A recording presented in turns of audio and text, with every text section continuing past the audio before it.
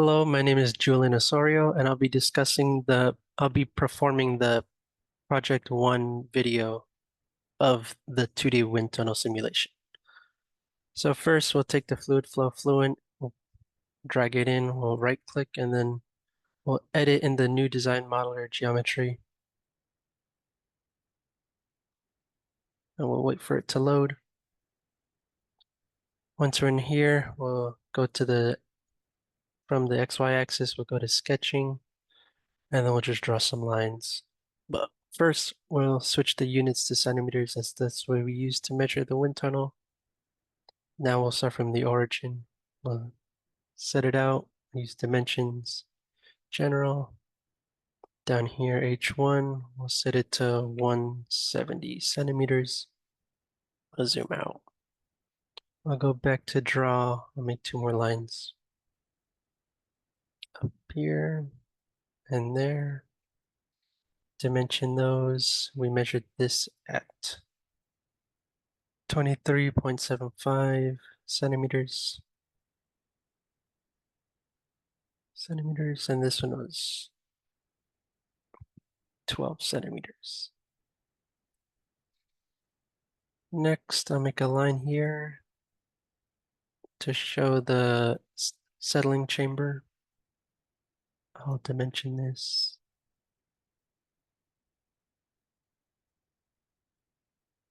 Was about 20 centimeters. Next, I'll delete this to make it easier for us to draw a line. We use different increments to measure the decrease in the contraction chamber size, so I'll just do this for now.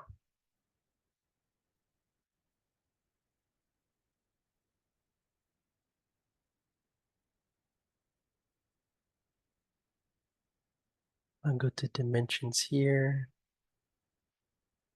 We use 10 centimeter increments. And then I'll go to constraints, equal length, that to here. All of these were the same about.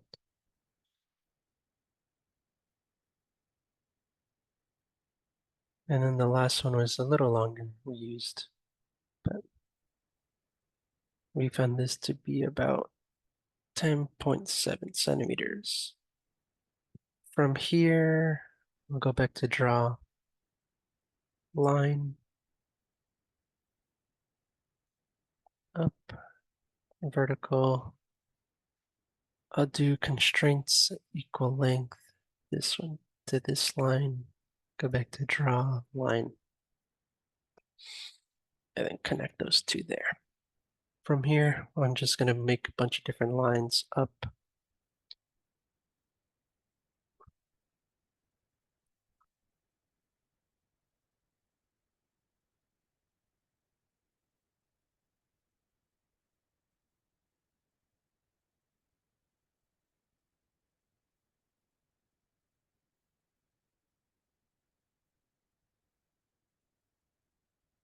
I'll zoom in a bit.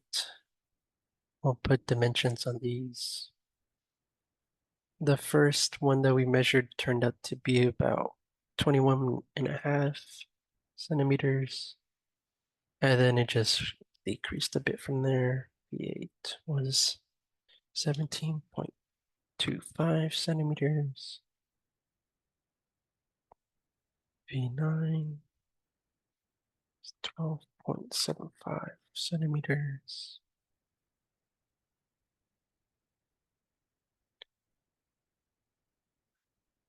And 10.5 centimeters. 11, 8.75 centimeters, and then the last one was 8.5 centimeters. Okay, I'll zoom out a bit. We'll draw a line here. I'll dimension this as we got the test section was 29.3 centimeters. And then I'll just start connecting these lines for the contraction chamber.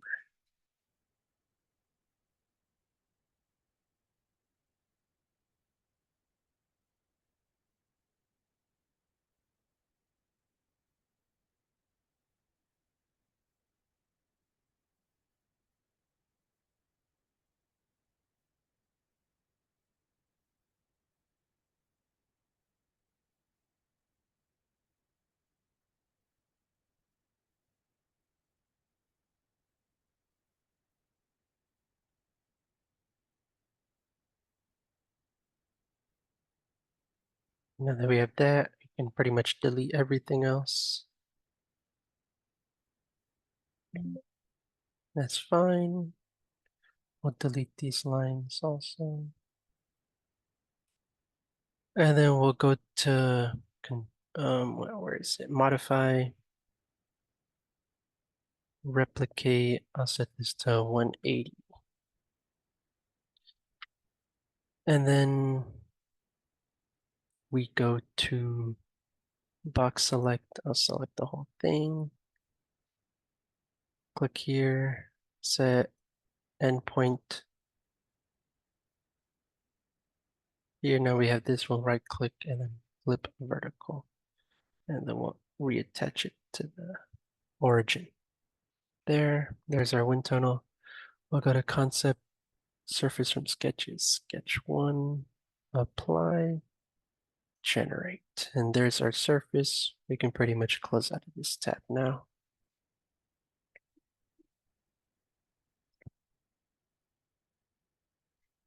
Then we see the mesh here. We can right click it and then, yeah, right click, edit. If it had the lightning bolt, we would just click update. Then we just let it open.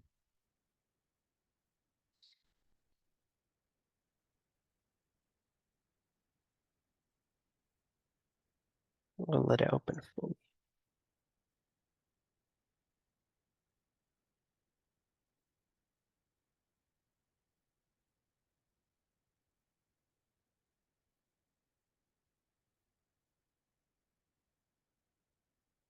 Okay, now that's here. We go to the XY plane, go to mesh,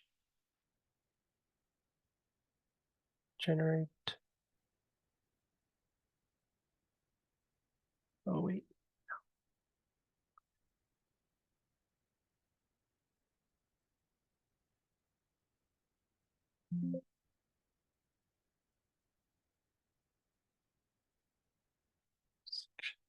Velocity inlet.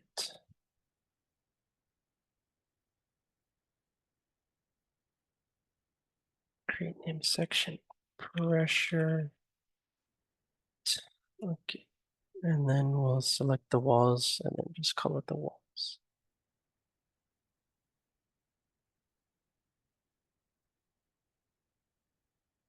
Create name section, walls.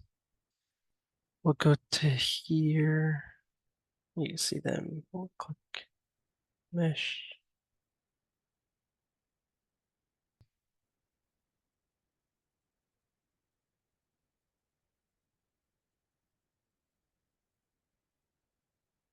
There's the triangles. There we go. We'll go to default. I set it to 0.003. Generate again.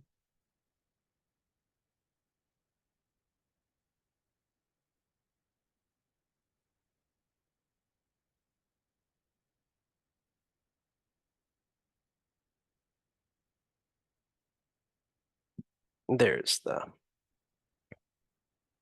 the wind tunnel with the velocity inlet, pressure outlet, and the walls with the triangle method. We're done. We can close out there. We click mesh. We'll click update. Let it update.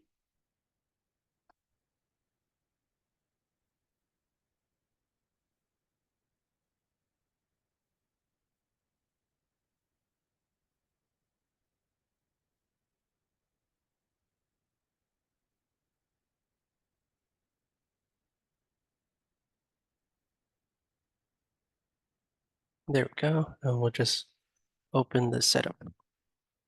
I'll click double precision. I've seen people click 2. It feels like it's better. And we'll just wait for it to load.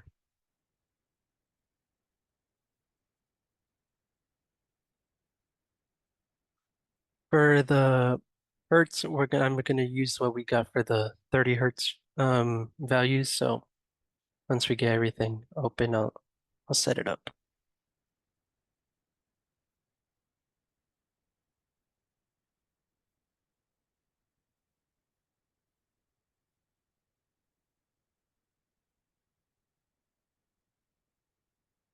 Okay, looks good.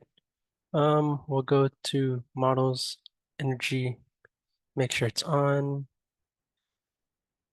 We'll go to viscous, K epsilon, enhance water treatment. We'll select those two things. Now that we're here, we can close that. We can open the boundary conditions inlet. We'll double click inlet. And so for our velocity test section, we got a value, and then once we did the conservation of mass, we found the velocity at the inlet was the 2.53933 meters per second. Applied close. We'll go to reference values and use the same value, 2.53933, 2.53933. There. Go to initialize.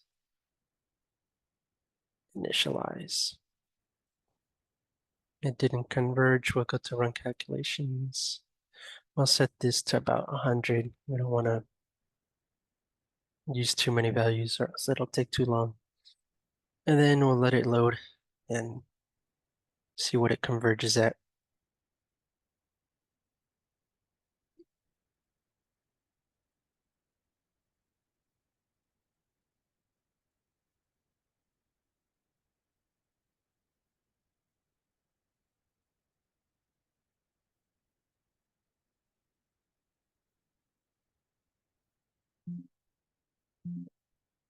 Looks good. It converged at about 48, which seems about right. We'll go down here to graphics. He wanted us to show you the contours. So at the different hertz, we're using the 30 hertz. So we'll select everything here. We'll go to velocity magnitude, and this is the velocity magnitude of our 2D simulated wind tunnel. As you can see, as the contraction chamber closes, as the contraction chamber height decreases, the velocity will increase, and in the diffuser, the velocity will decrease as the diffuser height gets higher. We'll show the pressure ones, static pressure. You can see here, the static pressure at the inlet is high, and as the contraction chamber height gets lower, the static pressure gets lower, and as the diffuser opens up more, the pressure rises again. Static pressure rises. For the dynamic pressure, it's a function of velocity, so 1/2 rho v squared. It'll have a similar type of contour. As the contraction chamber height decreases, the dynamic pressure will increase, and as the diffuser opens up, the dynamic pressure will decrease. Next, we'll show the total pressure. Total pressure is pretty much constant around the whole wind tunnel. And that's for our 30 hertz trial.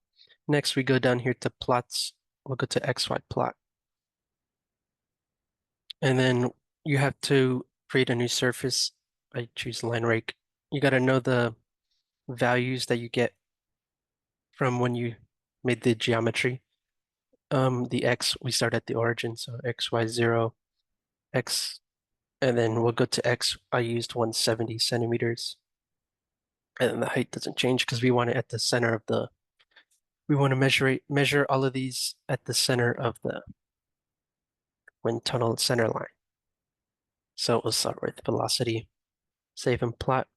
You can see here, the velocity at the contraction chamber at the start was around 2. That's what we have there, 2.53. And then as the contraction chamber closes and the velocity gets higher, inside the test section, the velocity gets a little more constant. And then as the diffuser opens, the velocity goes back down. I'll show you for the pressure also, static pressure. It's kind of like the opposite. As the contraction chamber closes, the static pressure also decreases. And then in the center of the test section, it doesn't really change much. And then as the diffuser opens up again, the static pressure increases. And then dynamic pressure. The static and dynamic are pretty much inverse of each other to keep the total pressure constant. So as the dynamic pressure, as the contraction chamber closes, height decreases, the dynamic pressure would increase because of the velocity squared. It'll increase a little more, it'll increase exponentially compared to the velocity. And then in the test section and then the diffuser, the dynamic pressure goes down. And then I'll show you the total pressure. Usually it's kind of constant. It's when we zoom out, comparing it to the other 10 hertz, 50 hertz, it'll look like more constant values than this. So I'll close this. And then I'll make a new XY plot. We were also told to measure the vertical velocity, static pressure, dynamic pressure.